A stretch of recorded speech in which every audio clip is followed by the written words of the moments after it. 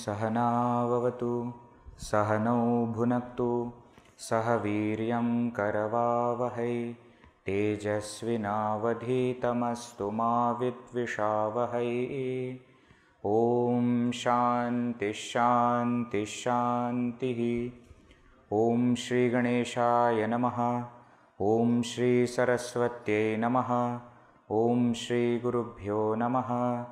श्रुतिस्मृतिपुराणानाम् आलयं करुणालयं नमामि भगवत्पाद शङ्करं लोकशङ्करं समस्तजनकल्याणे निरतं करुणामयं नमामि चिन्मयं देवं सद्गुरुं ब्रह्मविद्वरम्।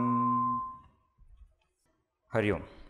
So in the last session we were seeing why should we know about the place that we are staying and about our Gurudev, about Shankaracharya ji. We understood the purpose behind these Chinmay Parichay sessions also. You remember? First important thing we saw is, if we don't know the blessing that we are getting, if we don't know the importance of the things that we have, we will misuse it, probably not use it, probably abuse it also. If we don't understand what do we actually have, through the example of laptop, I hope you remember. If we don't know how to use it, then it can be used as tray or some nice looking thing in the showcase also.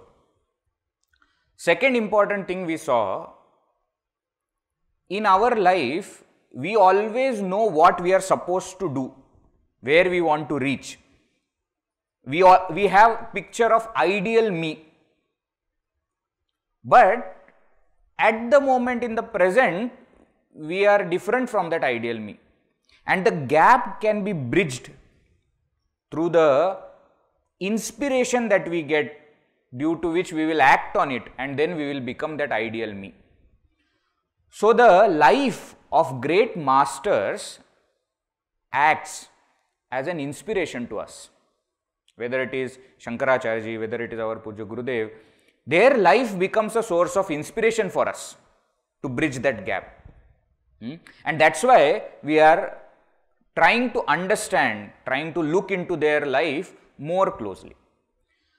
Then after that we started with how Pujya Gurudev was born, where he was born, who were his parents, and all that we saw in the last session.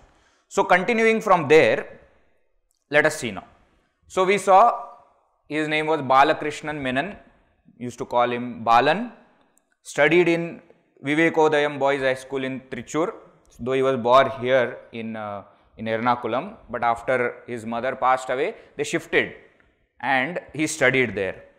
Then we also saw that after his schooling, he went to St. Thomas College for BA in Liberal Arts.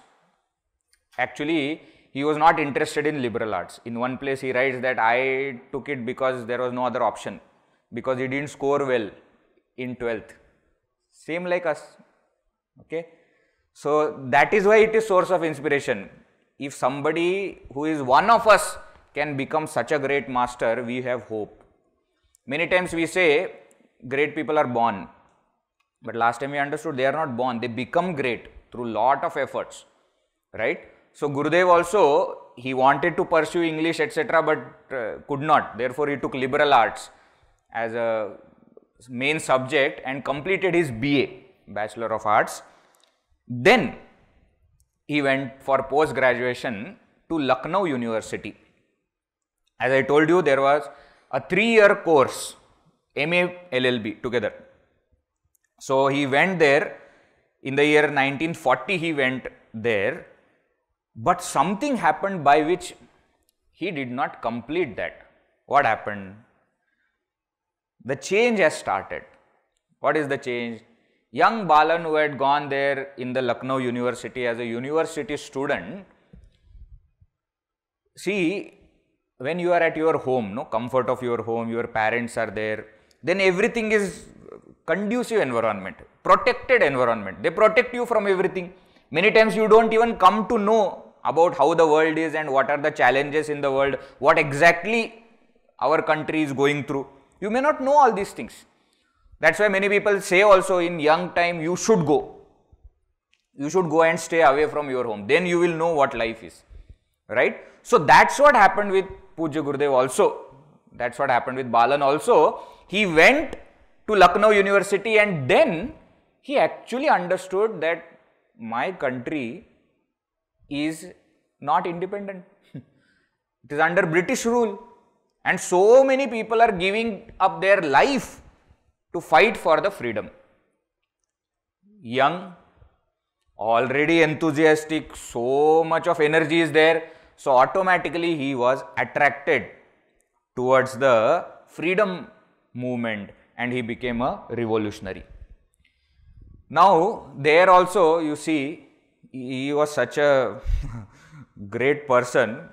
So he in university etc. he used to have these groups who are fighting against Britishers. So he joined one of them, used to give pamphlets and used to arrange some talks etc. Used to write something. Already he was good in English. That's why he was studying already 1 year over in MA also.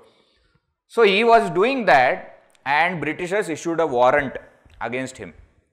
So he ran away from Lucknow University. He didn't complete LLB. He completed MA 2 years, but he did not complete the 3rd year of LLB. And he went to Abbottabad. Abbottabad is right now in Pakistan. At that time it was part of India. And in British intelligence department he started working as one of them. Already a warrant is issued against him, okay. Why?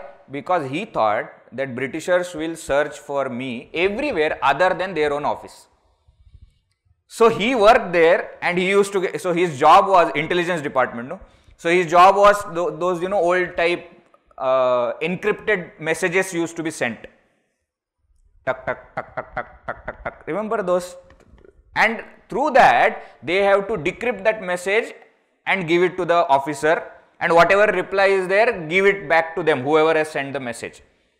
So what he used to do is, he used to keep giving some important messages to other revolutionaries also who were working there.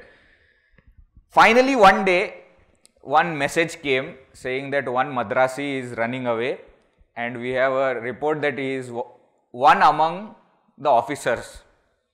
So the message was about him. So he decrypted the message, kept it as a note there and ran away from there. See, intelligent.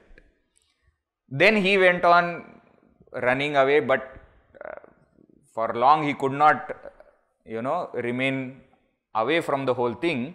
So finally Britishers caught him and put him in jail. So he was jailed in the early 1943s, in the 1943 early months. He was imprisoned. And see, at that time, no reason is required for them, for Britishers to put you in jail. You said something for your country, you will be put in jail.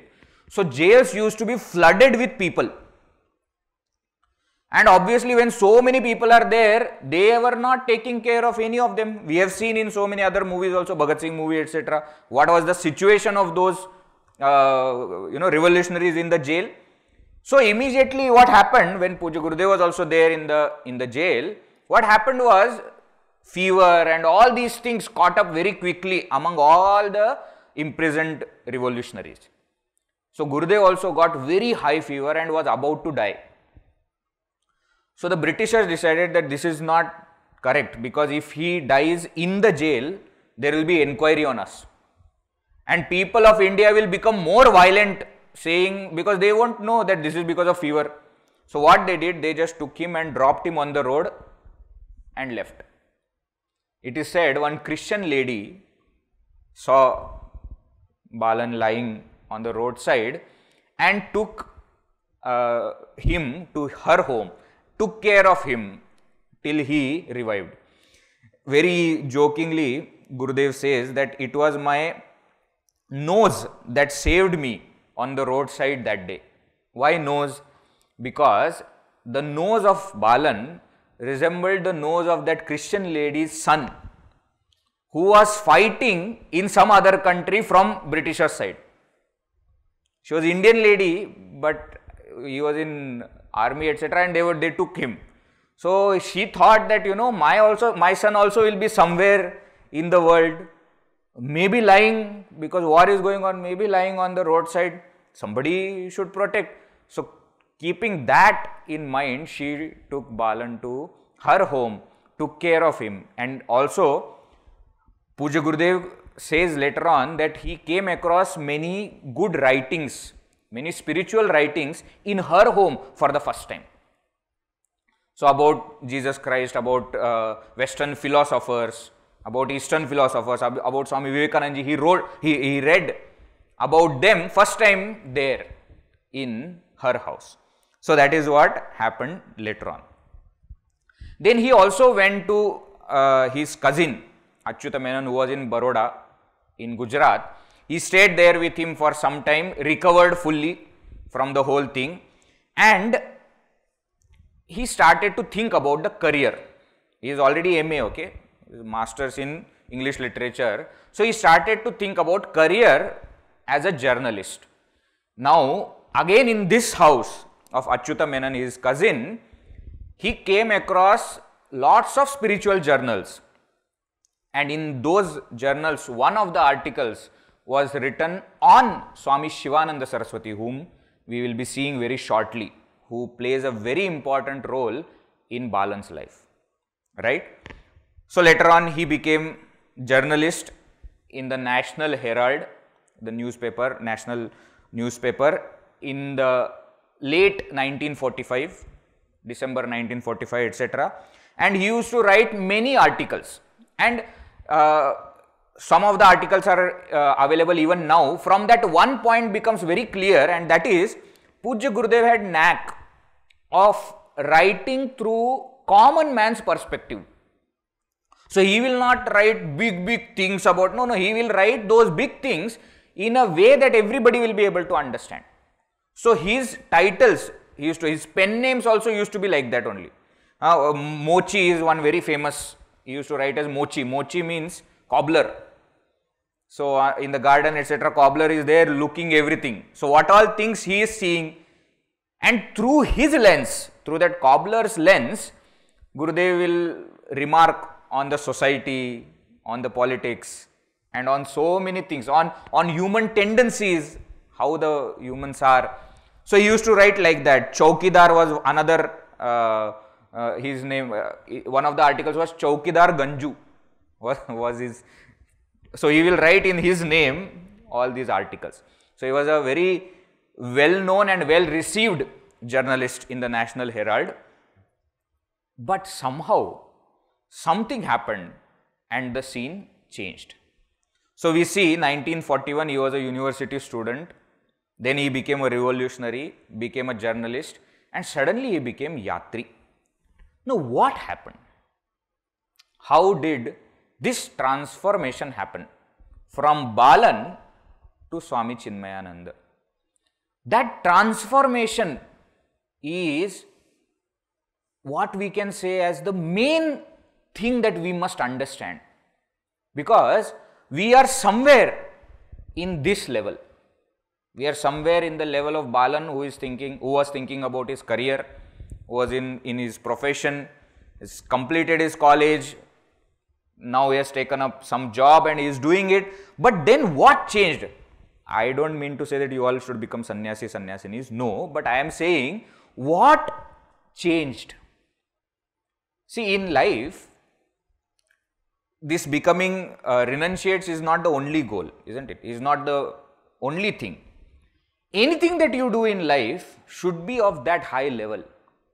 That's what we all must strive for. So before we understand how this caterpillar became a butterfly, let us listen from Pujya Gurudev himself, what he has to say. about this. Let us see. If you want a spectacular achievement, we need extra inspiration. Even with all your knowledge and all that, the inspiration that comes from you is the motive force of all activity. The very petrol in you is a motivation. And that motivation is your own inspiration in that field. Now then, higher the goal that you have inspired, you have fixed up for you, greater the inspiration. Carefully. It is the secret of this mechanism. It is not your fault or anybody's fault. It is the manufacturer's defect in you. Manufacturer, there is a defect in you. You cannot remove it. The defect is, your abilities and capacities cannot come out unless you are getting goal. You are free to choose whatever the goal you want. If you want a goal only, then a middle class life. So itna ka paisa chahiye. And then my wife and my children will happily live. And after 14 years, I will retire. And then they will look together. If that is your idea, that much. If you want to be a multi-millionaire or the top of my profession, I ask you, which you may not reach, don't worry. Keep a goal high. In fact, a goal must be a goal that you can never reach. Because if you keep a goal and you reach the goal, you collapse. That is what happened to your country, for India. Mahatma Gandhi and all those, what an inspiration, 400 million people. Inspired by what? Independence. Freedom, freedom. One midnight, the British gave the freedom on a silver plate. And Nehru purchased it. And the fellow went away. And here we have got no more any gold. So everybody is satisfied. And what is the next goal? When there is no higher goal, what is the goal? Selfish goal. So everybody became selfish. From top to bottom, now corruption. Why? Let me make it. Let me make it. Not a question of nation, country. Me. When you have no goal, you are utterly selfish. So the goal must be beyond your expectation of reaching at any time. And the more you try to reach out the goal, it should not reach. But you struggle on, keep on struggling. You find you have left the level in which you are living. A goal must be. Higher the goal, greater the inspiration.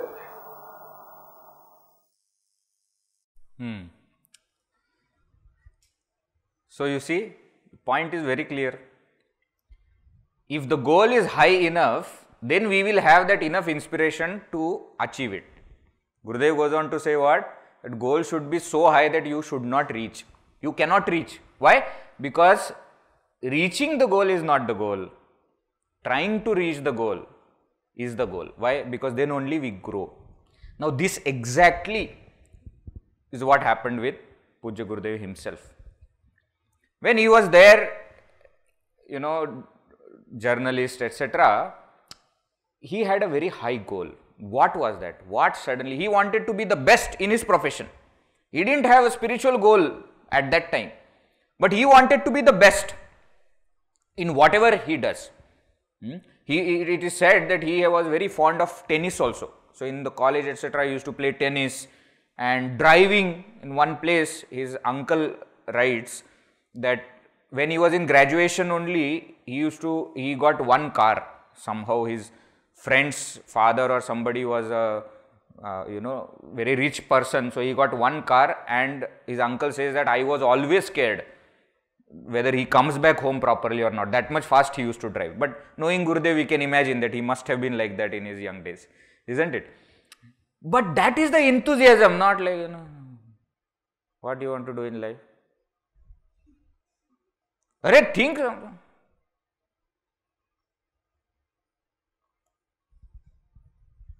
No idea. He was not like that.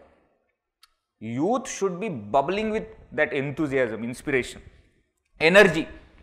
That's what was there in Gurudev. Now what? Now that energy has to get a direction. When that energy gets direction, then the entire energy is channelized and then we see the transformation. Now, from where did Gurudev get that direction? Energy was already there. Clear thinking was already there. He was a journalist, isn't it? So, clear thinking was there, energy was there. Now, how did he channelize it? What happened? That is the story of transformation that we have to see, right? First thing that always happens in any transformation is satsanga. Satsanga. Satsanga means company of good people. That's what happens first. You see any great person's life, they will always say that, I was like this and then one day I met this person and my life changed. Isn't it? We also have got our own short biographies. Short, few years, but we think it is a big biography. But we also say, I was such a dull fellow, I was there and then one day what happened suddenly? My life changed. So what changed Balan's life is again satsanga. He came in contact with one Mahatma. And how did he come in contact with that Mahatma is a very interesting story. So when he was a journalist, he decided to write one article on sadhus, the sannyasis, the renunciates.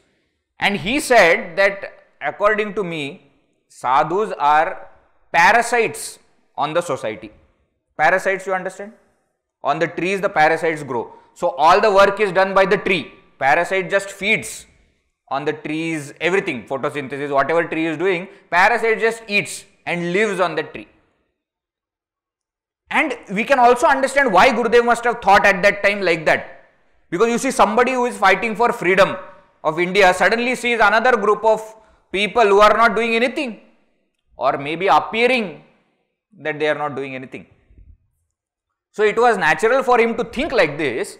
And then he remembered that he had read something about Swami Shivananda when he was in his cousin's house in Baroda. So he went to Rishikesh, to the Divine Life Society that you can see here. This is the picture of Divine Life Society at that time. Today if you go, it is not like this, okay. It's a huge place now and you can't see also like this now. But this is how the Divine Life Society looked at that time. And he went there to Shivananda Ashram, to Rishikesh, and went to expose the sadhus, but came back as one of them. Why? Because when he went there, he actually understood what Swami Shivanandaji was doing. What he was doing, we will see. Shortly, we will see Swami Shivanandaji's life story also. But that's what changed his perspective towards sadhus. He thought that they are living on the society, not doing anything, but he understood that they are only giving to the society, not taking anything. So what he thought was a parasite was actually the giver of the entire society. So he stayed on for some time, and he used to, now the visits started, because journalism career was also there, so that used to call him. So he will go back to Delhi, but he will not enjoy. Then he will go back to Rishikesh, spend some more time. It happens with every seeker. You come in contact with a spiritual person, you start getting that interest in spirituality, then you don't enjoy in your profession or homely life. You want to visit and be in ashram, etc. more. So that's what happened. He also took part in many of the programs that used to happen in the ashram. You see here Gurudev acting as a beggar in the drama performance at the ashram. There is another interesting story about this, where he uses this example of becoming a beggar to explain something very high philosophical concept. We will see that sometime whenever the topic comes, right? So Gurudev Balakrishna Menon started going and visiting this Divine Life Society or Shivananda Ashram often, but still he used to go back and was continuing with his journalism career also. Now let us see a little bit about Sri Swami Shivananda Saraswati. A great yogi, saint, sage, teacher and a realized master. How many of you know or have heard about Swami Shivananda before? Very few. So let us see about his life little bit.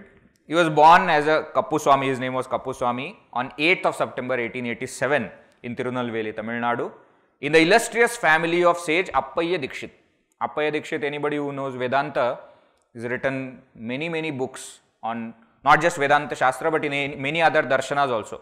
Well known, some of the things that we may know is Margabandhu Sotram is written by Appaya Dikshit, Siddhanta Lesha Sangraha is written by Appaya Dikshit, and he was a great scholar, Appaya Dikshit. In his family, Swami Shivananda was born as a young boy, Kappuswami, in the late 19th century. He was a doctor by profession and was working in Malaysia as a doctor, and he was a good writer also, and he used to write for health journals, etc. Actually, this commonality between Shivananda and Gurudev about writing and English is very striking. Why I am saying this? Because we have all read some literature of Gurudev, and you know the choice of words that he has, you know, hard hitting words will be there, and to explain one thing he will write 3-4 adjectives. Have you noticed? Now this style actually comes from Swami Shivananda. If you read Swami Shivananda's books, you will see this similarity. Many of the things that Puja Gurudev has got, see, obviously your guru's skills will automatically come to you.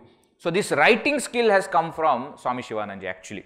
So he was a very good writer also. But when he was serving, and he was at a very high position also, you imagine from Tamil Nadu he went to Malaysia to work as a doctor, and he was a well-known doctor, well-known in his profession and quite wealthy also. But one day he decided to leave that illustrious career and become a renunciate, become a sannyasi. He came to Rishikesh in 1924 and he decided to settle there, did lot of tapasya, sadhana, realized, and then decided to devote his entire life in the service of the humanity. So actually in 1936, as you see, the Divine Life Society was started. What was actually there in this Divine Life Society is there was a hospital. So in the north at that time, north of India, roads, trains, these things were not there. In the Himalayas, it's very difficult to build roads, isn't it? And we are still seeing much before we got independence. In the Britishers' time we are into. So what used to happen, doctors used to be less, and if some emergency happens, there was no hospitals as such. So Swami Shivananda himself was a doctor, so he started one hospital, free hospital in this Divine Life Society in Rishikesh, and it is said he was a very huge, physically also he was very huge. You can see also in the picture, you know, broad shoulders and tall. Another picture when we will see is actually little taller than Gurudev also, little tall. So that much he was. So he used to go in the Himalayas, in the remote villages, etc. And if somebody is not well, he used to carry them on his back to Rishikesh. That much was his love for seva. Right? And he started this Divine Life Society. Of course, spirituality was base for it. So there used to be regular satsangs in the ashram. There used to be different swamis visiting the ashram.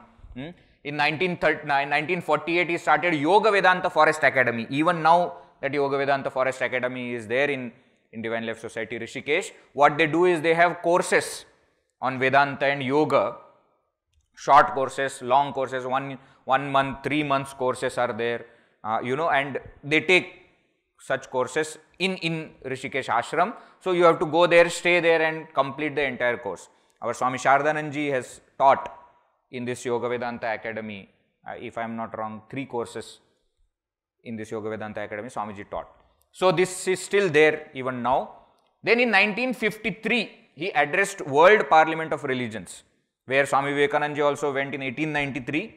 So later on, Swami Shivananda also addressed that World Parliament of Religion. You know that, Chicago Dharma Parishad, no? So Swamiji, so Swami Shivananda was a great personality. He has over 300 books and he has inspired innumerable seekers. Why I am saying this? Because we see many organizations that have started and that have become big. We see the source to Swami Shivananda. Of course, Gurudev got inspired by him and then only he started his own organization, Chinmay Mission. We have other people also, Swami Satyananda Saraswati ji, who has started Bihar School of Yoga, which is also very well known. He was also Swamiji's disciple. There are so many other people, Sachidanand ji, Shantanand ji, in all parts of the world, in South Africa, in Canada, in USA, in all these places, they started doing spiritual works, being inspired by Swami Shivananda ji. Right? So, finally, Swami Shivananda ji's Mahasamadhi happened on 14 July 1963. It was a great source of inspiration in Balan's life, and he was actually the turning point from Balan to Swami Chinmayananda. One turning point, if we have to point out, that has to be Swami Shivananda. Now, once that satsanga happens, see, satsanga has immense power to transform us. Once that satsanga happens, then everything in our life starts to happen. So, in Balan's life also things started to happen. In Vedanta, we always speak of sadhana chatushtaya, the fourfold qualification that is required for seeker to walk the path of spirituality, path of knowledge. We will try to see how Puja Gurudev also got this fourfold qualification, right? So, first quality is Viveka. Viveka means discrimination. You should be able to discriminate that this worldly life that I am living right now will not give me permanent happiness. I have to go for something else. And that happened in Gurudev's life, in Balan's life, through a party. Party we all love to go, no? So, he was also a journalist, well-known journalist, used to go to a party. So, in Delhi, in one of the grand palaces, there was a ball. Ball means party. And there, he experienced something unusual. What was that? Why should I tell? Let us read what Gurudev writes about that. Says, a roaring welter of unnatural values, impossible behaviors, sick and suffering was this generation of hollow, lifeless creatures in the hustle and bustle within those stuffy palace walls. In their studied smiles were dormant tears. In their insincere, made-to-order laughter were sighs of voiceless, deep regrets. Their heartless love concealed stormy hatreds, grudging sympathies, and poisonous rivalries. Each suffered and contributed lavishly to the suffering of others. This was sufficient for Mr. Balakrishnan Menon. He himself is writing, okay? He himself. Now, from here on, you will see whenever Gurudev refers to himself, he will use the name. He will not say I. The change we can see very clearly from here. Says, this was sufficient for Mr. Balakrishnan Menon. At the ball, he saw what a godless animal life could be, at what most considered to be the best. He decided on the very first day of get crashing into this palace of life to quit it for good. So, he calls it palace of life. Palace of life means what? Where materially there is lot and lot that you can enjoy, but inside there is nothing. This is Viveka. Shankaracharya ji writes one stotra where he says, Tatakkim, Tatakkim, Tatakkim, Tatakkim. Shariram, Surupam, Yathava, Kalatram. Even if you have very beautiful body, so what? You have very good family, so what? You have lot of wealth, so what? You are name and fame, everybody knows you, so what? Manasyenna lagnam gurohorangri padme tatakkim tatakkim tatakkim tatakkim. If your mind is not surrendering at the lotus feet of your guru, at the lotus feet of the God, what is the use of all these things? We see that happening in Balan's life. When he saw that lavish gathering there, where he says that I gate crashed into that party, but the experience there made him introvert, made him ask the question, why? Why should I go for this lavishness? Why should I go for material prosperity? This was a big change in Balan's life. When Viveka comes, when the discrimination comes, it is very natural to go to the next step of dispassion, detachment. Dispassion means now you have understood that this material prosperity cannot give me that permanent joy.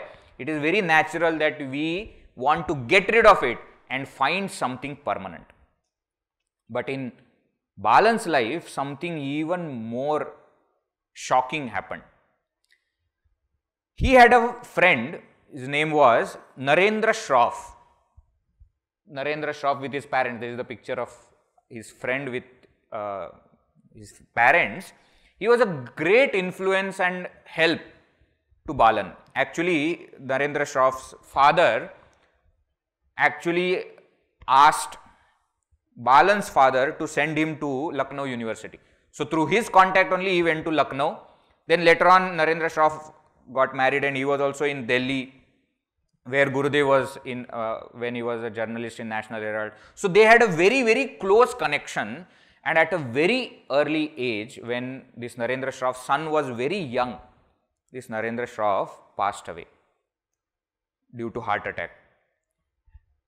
Those who have seen the movie will very clearly remember the scene where Balan visits the house and has to take the asthi, take the remains of this Narendra Shroff to be put in Ganga, and he travels and he says there that one whom I knew as my friend, whom I was talking to till yesterday, is now here in this empty box.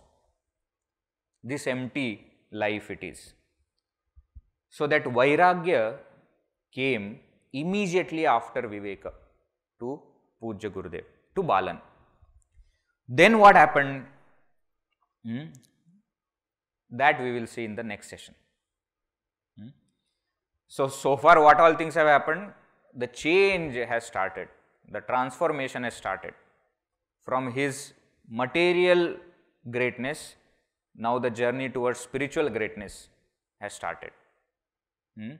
Satsanga with Swami Shivanandaji became a catalyst into this journey, and later on Pujya Gurudev found in him these values which are required for spiritual progress. Viveka, Vairagya.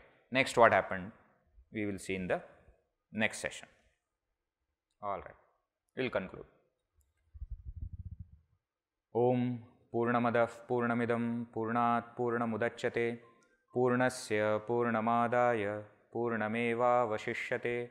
Om Shanti Shanti Shanti. Harihi Om Shri Gurubhyo Namaha. Harihi Om.